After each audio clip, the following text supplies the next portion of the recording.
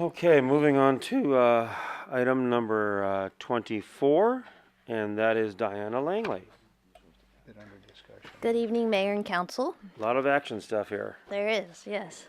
Awesome. So if I'm not talking loud enough, just let me know. Okay. Okay, the item before you tonight is the SR20 corridor, landscape corridor and wayfinding signage concept plan. So the background on this, the City Council has prioritized improving the Highway 20 corridor. The city has received two $100,000 community design grants from SACOG. These were non-competitive grants, so we didn't have to go through a competitive process to receive them. The first grant was used to prepare a Highway 20 Better Street Design Guide, which recommended that the city consider enhancing the landscaping along the corridor, green the street, which means to add street trees, that type of thing, create an edge and a buffer between the sidewalks and travel lanes, install wayfinding signage, and manage vehicle access by consolidating driveways. So along that section of the Highway 20 corridor, there's a tremendous amount of driveways for which some of them could be eliminated and still provide the same level of access to the properties. So to begin the implementation of the Highway 20 revitalization project, in November 2015, the City Council approved a landscape design concept to improve the median in the segment of Highway 20 between Stafford Way and Clark Avenue. To put that into implementation, since the work is within the Caltrans right-of-way, an encroachment permit is required. So we submitted an application. This is the plan that was submitted in October 2016. And it shows the proposed project. So that median right now is just asphalt. So we would remove the asphalt, put in hardscape features such as concrete, cobble, decomposed granite. And then in terms of the landscaping, we'd have fruitless Chinese pistache and little Jim magnolia trees, which are low water use. And then we'd also have some shrubs, some colorful shrubs. Caltrans is in the process of reviewing that encroachment permit application. So for the next phase, I should go back. So Melton Design Group prepared the landscape plan for that first phase of the corridor improvement. So we reached out to Melton Design Group to provide a proposal for the remainder of the corridor. They provided a scope of work, which includes at the SR20, SR99 intersection, creating concepts for monuments at the corners to basically identify that you're coming into Yuba City and improve the overall aesthetics of that intersection. Develop landscaping that blends with the SR20 theme. Create monument signage. For the SR20 corridor, develop a landscape concept for the remainder of the corridor, very similar to the section between Stafford and Clark, which is similar to Bridge Street, the Bridge Street that we just constructed between Cooper and Reeves. It wouldn't, in terms of the profile of the median, it won't be as high. That profile along Bridge Street is pretty high. Since it's in the state highway corridor, they won't allow you to go that high, so it's a lower profile median. Identify driveways to minimize access points from SR20 without inhibiting access.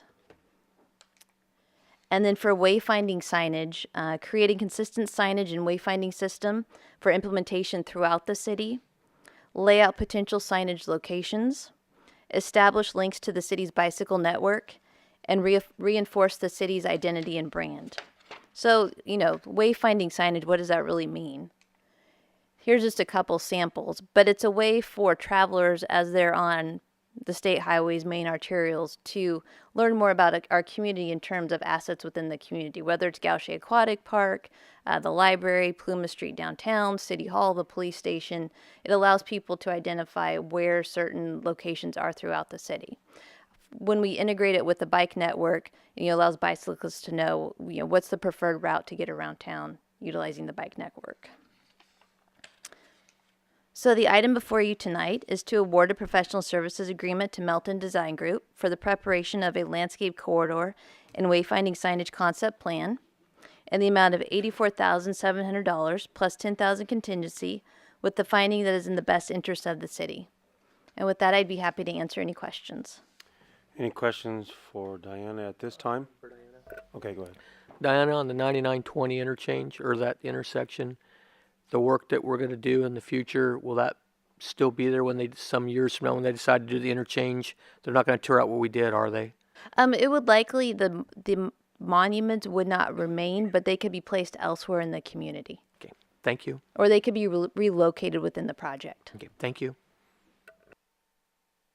Anybody else? Hearing none, we have a speaker card from Pat Miller.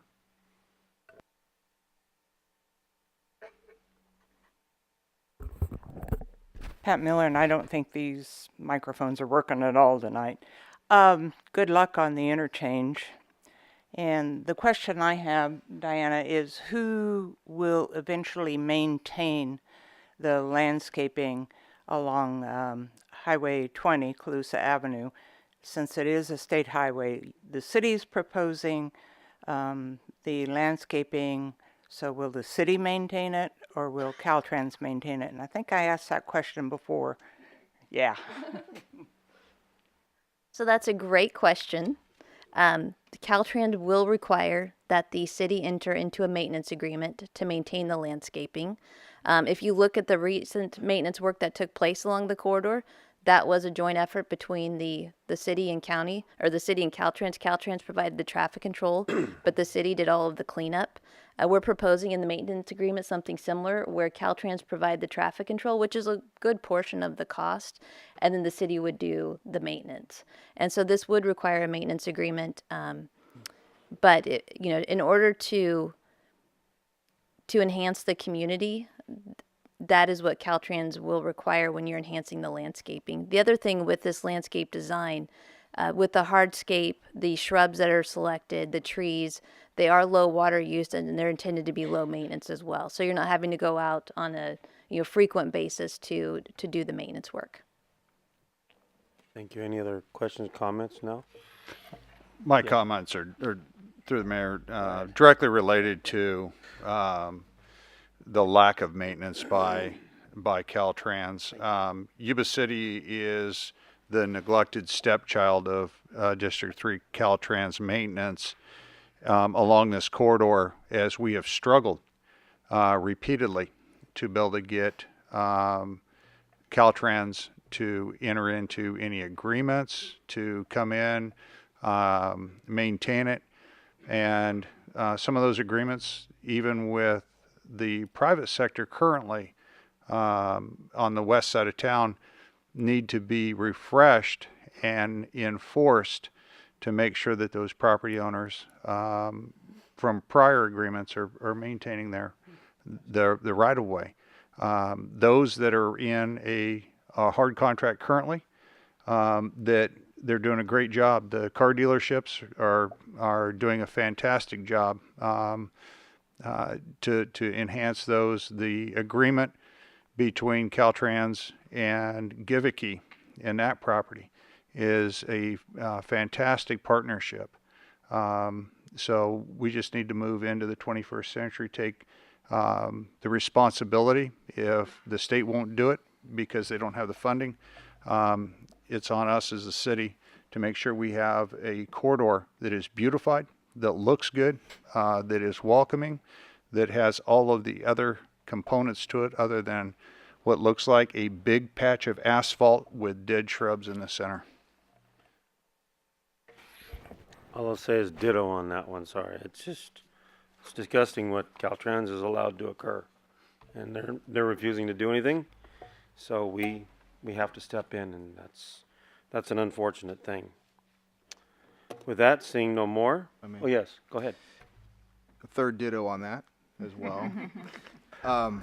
Just out of curiosity, Diana, the maintenance, it sounds like what you're planning on putting in there is it's drought tolerant and it's low maintenance type plants or whatnot. Correct. Do you anticipate any impact on your staffing levels? Can you do with current resources? Most likely we'll contract it out. Contract it out. That's what we've done with the 99 corridor Okay. along, in front of Givicki. And so we would contract those services out. You done an estimate on that as of yet? The most recent big cleanup cost about $16,000. I think the estimate for that was the big cleanup. I think the estimate for the ongoing monthly, that was not assuming the contractor provided traffic control, I think was about $6,000. I don't anticipate that they're going to need to do monthly service. The worst would be probably the trash accumulation that you would need to go in and take care of on whether it's a quarterly basis or whatever. So it's something that over time, that this first median that we're doing is not going to cost that much. When you look at the actual median width and where you can put landscaping along the Highway 20 corridor, there aren't a lot of locations for actual landscaping. So a lot of this would be focusing on how do you tie in hardscaping to improve it. Thank you. Thank you. Okay, with that, some action? Make a motion to award professional services agreement. Okay, and got a second? We'll second that. Okay, got a second. All in favor? Aye. Aye. Opposed? Seeing none, unanimous decision.